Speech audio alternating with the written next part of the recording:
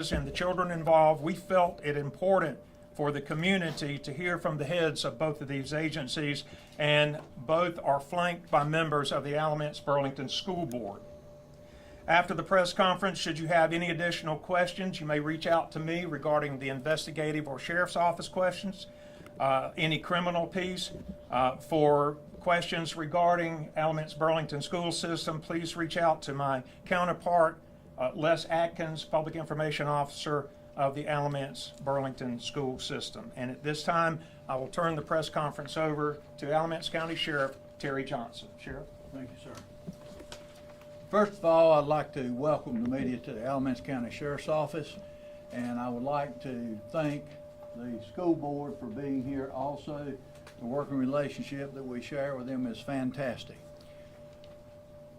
The Alamance County 911 Center received a call at 9:30 a.m. on April 26, 2023, reporting a possible victim in the school system, indecent liberties. The Alamance County Sheriff's Office Special Victims Unit immediately began its investigation into the alleged indecent liberties with a child and indecent liberties with a student at Southern Middle School. As the investigation moved forward, 5 other minor female students came forward. At this time, a teacher who is here on a visa from the country of Colombia teaching a second language at the Southern Middle School was identified as the suspect.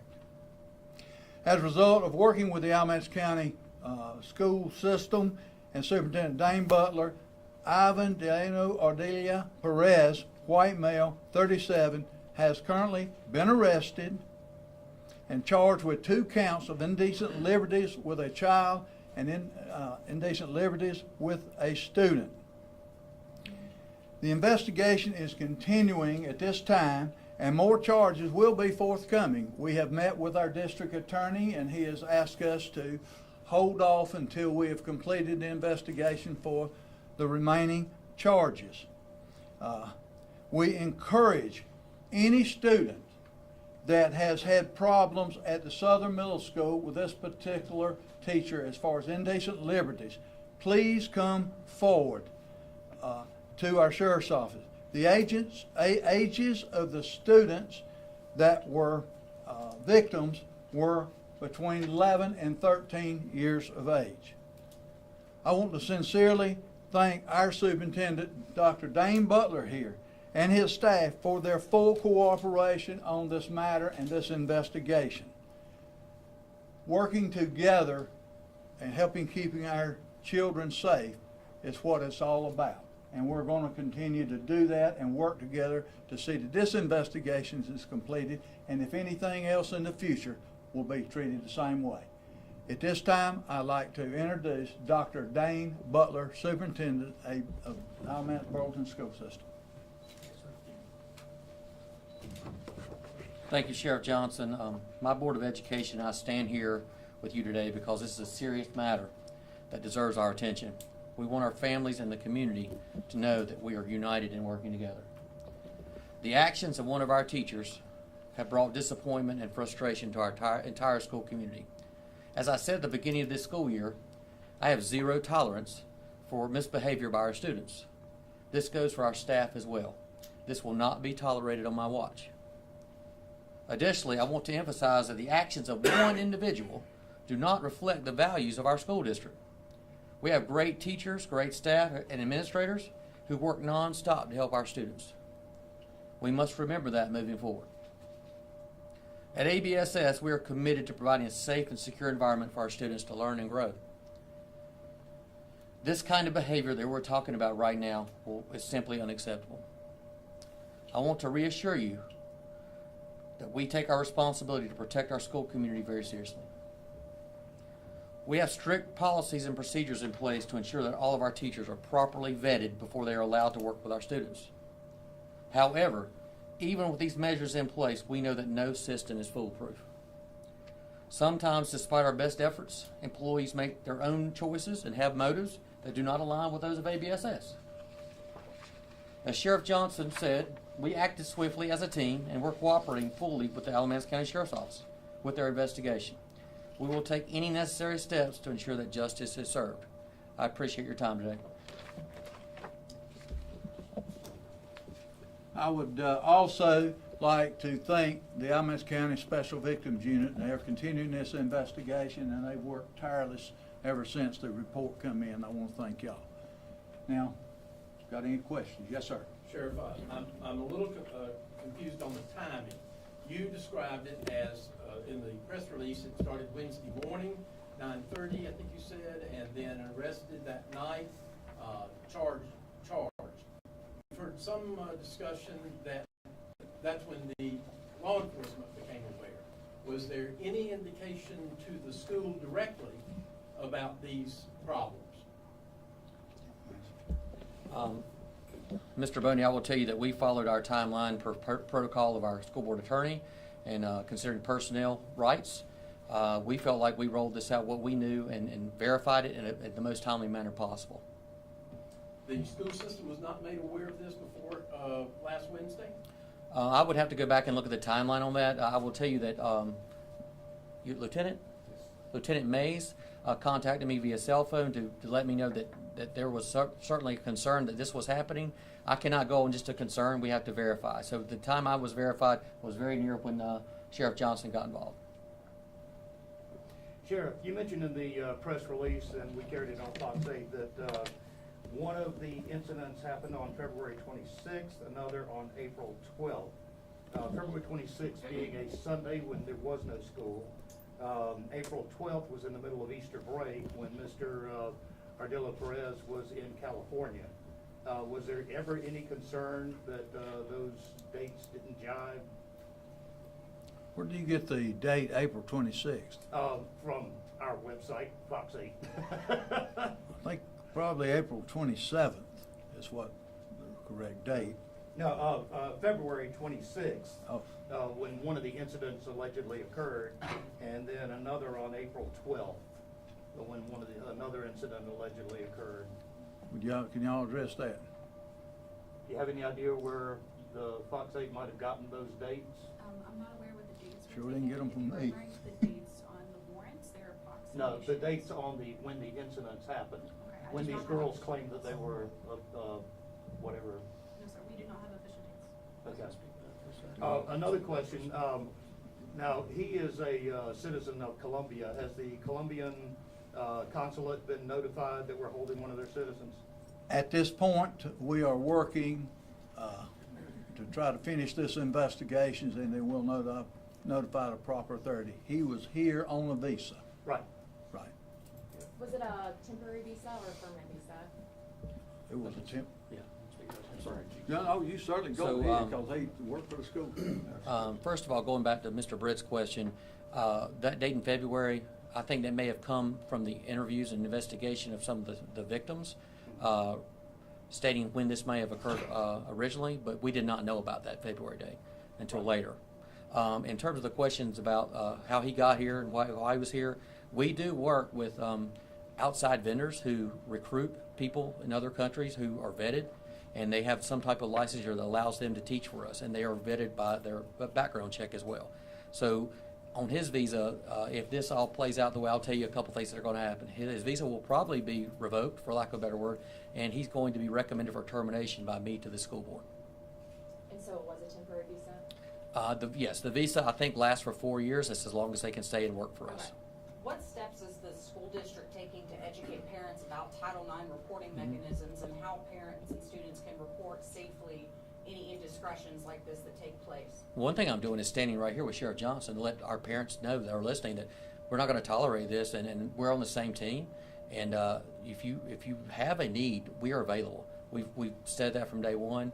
I do know that victims sometimes refrain from that, but it's up to our staff at our schools to get this out of the kids, so to speak, and bring it to my attention. So that's what we plan to do moving forward. How long has he been a teacher? September of this school year, yes, sir. Excuse me, were these on, these incidents, both the ones charged and the ones being investigated, on school grounds and or during school hours? They were on school grounds and during school hours. All right, the reference to a Sunday date, how did that? I have no idea. At this point, Mr. Boney, I'm gonna have to say, I think that might be inaccurate. Which? The Sunday date, Okay. what I've learned is that this did happen on our campus. Obviously, we wouldn't be there on Sunday. One of the parents that we have spoken with who says that her daughter is one of the victims, I just want to see if we're able to, obviously not get into detail about the situation that happened, but she claims that there was inappropriate touching. I just want to see if we can verify that is part of what happened. There was inappropriate touching. You could look at the warrants. I think that spells them out, you know, what's A happened. follow-up to that, did any of the other 5 students that y'all mentioned coming forward, did they also have specifics for what behavior? That will be noted in the indictments or warrants. So he hasn't been terminated yet? We're waiting to the end of the investigation? That's our typical protocol. Certainly, you're innocent and proven guilty. Sure. But at this point in time, we feel like we have enough to suspend him without pay. I will also tell you that our principal at Southern Middle is on administrative leave right now. I can't go into other details, but that's the case. To be perfectly transparent, we have a teacher on suspension without pay and a principal who's on administrative leave. And excuse me, Superintendent, you said just then, without pay, your information from Friday Correct. said with pay. Correct. That changed? It has changed. Initially, we have to do with pay legally, and our attorney, our school board attorney, has guided us through this. But at this point, with what we know, we can put him on without pay suspension. And I hate to press, but earlier, when I asked about the timing, I guess the thing we keep hearing, maybe because of the earlier dates alleged, is that someone in the school administration was advised of these allegations or concerns, at least one of them, much earlier. I've heard that too, and I'm concerned, and we're doing our own internal investigation on that to determine the accuracy of that. Okay? Is there, just one follow-up question, is there a message that you just want to reiterate to those parents here at the school now, having a principal that's on leave, as well as this situation with the teacher, to sort of comfort them or encourage them to come forward to the officials that you do have in place there to feel better? I do have a statement I'd like to just to read, and I appreciate you bringing it up for our victims. You know, I apologize on behalf of ABSS. This is not okay, and that's why we're standing here, to make sure you guys know that it's not okay. We don't condone this. We're not going to hide it either. We've got to get better. But as the superintendent of the school district, they need to know that they have a voice, and we have counselors in place, administrators in place at our schools, and teachers that I expect to have an open ear for them and a process to move forward all the way up to me. And I think that's what we're going to focus on moving forward, more so because of what's happened here. Do you know if there have been any previous reports against this teacher? Do I now? Do we know if there have been any previous reports against this teacher? I don't think I'm in a position to answer that at this time. Sheriff, these are all female students, do I gather? Yes, sir. At this time, like I say, we're still got the investigation ongoing. But currently, the 6 individuals were females. Well, I'm sorry, you said 6. I was under the impression that the charges last week involved 2 people, plus Two 5. involved 2 victims, and then but we got 5. You're right, 5 that we have not obtained paperwork on for charges. So we're talking a total of 7 7 students. students.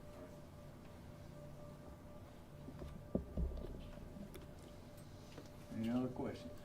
Well, I would like to thank the media for coming, but I also want you to understand what Superintendent Butler said. We're going to work together to get to the bottom of this, and if there's someone that has violated the law, they will be charged regardless of what position they hold or whatever. And I hope that it does not come to that, but right now, we are in the middle of the investigation, and I assure you that there'll be more students probably coming forth from what we understand.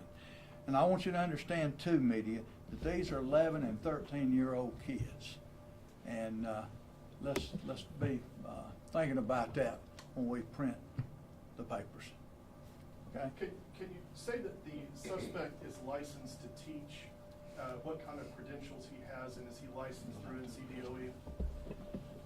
I won't get into specifics, but yes, to answer your question, he was vetted and he is licensed to teach for us in ABSS. I will tell you again, though, I'm recommending termination after the end of this investigation. Is he licensed with DOE? He's licensed with North Carolina Department of Public Instruction. I don't know what DOE means to you, but DPI is what we use, yeah. Thank you. Dr. Butler, is there any thought now to, like, I know you said an outside source vetted this gentleman.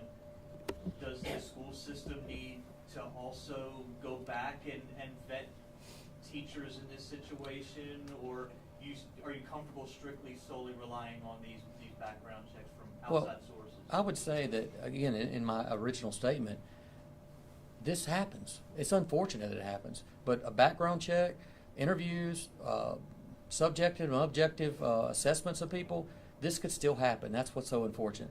We have to do our due diligence when we vet people, and just because we have a teacher shortage doesn't mean we're going to hire anybody. We're going to do our due diligence.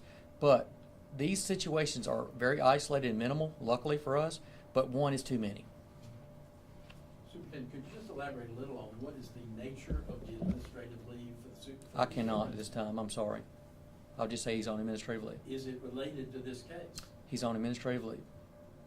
That's what I was gonna say, is it fair to say it's related? He's on administrative leave.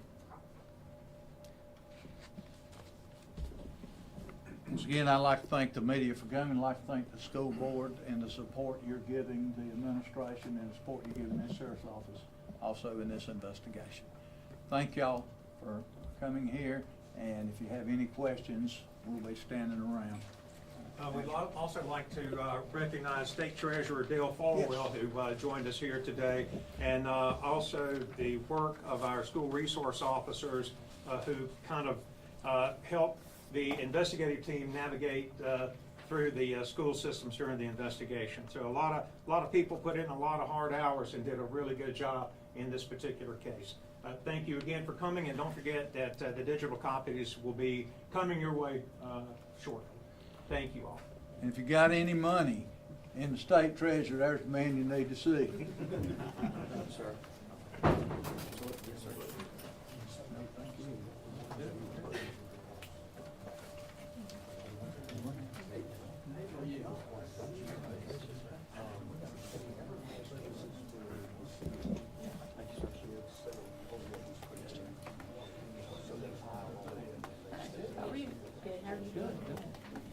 Are you all planning on sending out